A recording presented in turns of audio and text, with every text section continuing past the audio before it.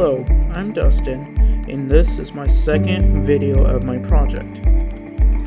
I had to change my project due to time restriction and available material. I have changed it from a wearable Ironman face mask to an Ironman SD card holder. This is what I have printed since my last video.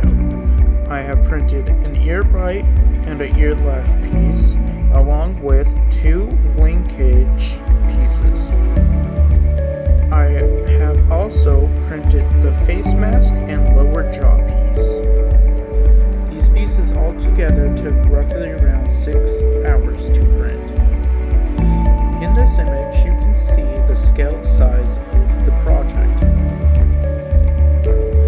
This is it for today's video. See you in the next one.